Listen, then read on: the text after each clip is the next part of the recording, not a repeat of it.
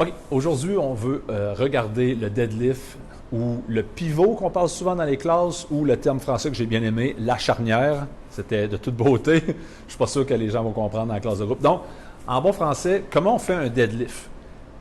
On peut s'en aller dans une perspective de powerlifting pur, mais pour nous autres, on voudrait vraiment s'assurer que la mécanique de la hanche fonctionne bien avant même de s'installer et de penser à une barbell.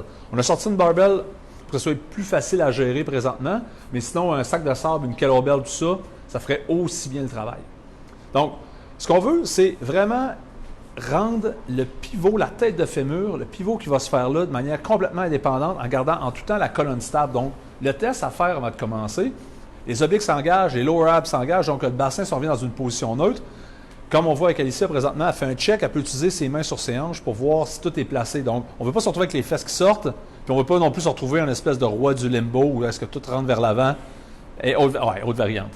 Donc, le bassin est en neutre là. Ce qu'on va s'assurer, c'est qu'on va tirer une ligne qui est directement de l'épaule jusqu'à la hanche. Et ça, l'intégrité du dos va être maintenue tout le long. Donc, elle va verrouiller oblique, ça s'engage, et elle va pivoter avec la hanche en envoyant ses fesses soin vers l'arrière. Moi, j'aime bien le cue.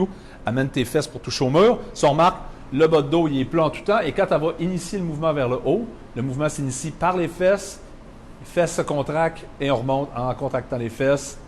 Le pivot marche. L'intégrité du dos est maintenue.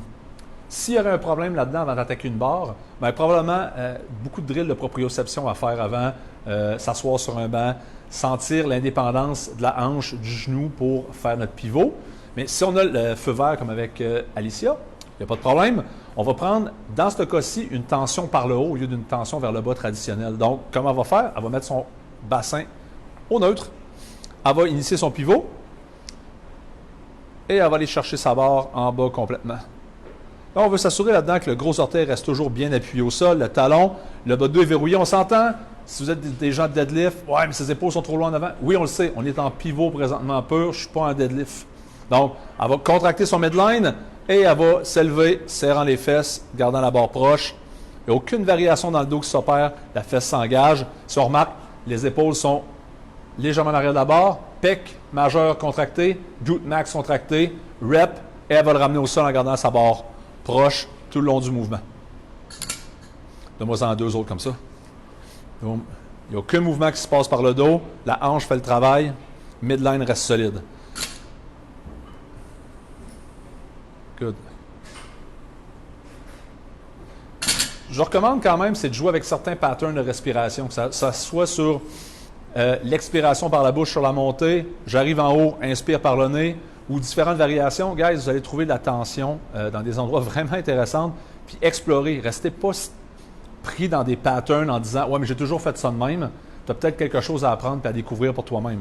Donc maintenant, même setup, sauf que là, on va s'en aller sur un deadlift plus traditionnel, plus enseigner un deadlift en 5 points à la starting strength.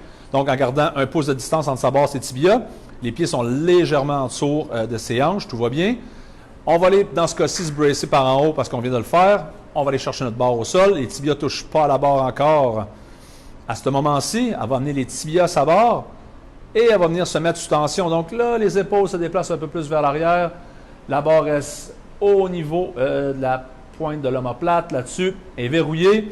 Et elle va faire son deadlift standard, traditionnel. Les genoux cèdent le chemin à la barre. On monte en haut sur les fesses, les jambes sont en pleine extension. Et on ramène sous contrôle, les genoux bougent. Déplace pour deux autres, une autre encore. Le cue, guys, tout le temps. Gros orteil reste dans le sol. On ramène. Et à ce moment-ci, ça relâche sa barre. La barre devrait avoir encore un 2 doigts de distance à la même place. Ça devrait être un indicateur que votre deadlift s'est bien passé. Si la barre revient toujours à la même place. Ça reste simple. Si là-dedans, vous êtes le genre de personne qui a des problèmes de dos sur le deadlift, guys, guess what?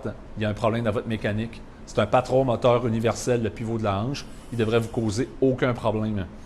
Si vous avez des problèmes à prendre une barbell comme ça, s'il vous plaît, surélevez la barre, pratiquez votre patron moteur pour sentir la tension. Glute max, les fessiers, les ischios internes. Point bonus si tu prends tes adducteurs à l'intérieur. Puis lower abs en tout temps, ça reste notre point gagnant. Si vous avez des questions, n'hésitez pas, on est là pour ça.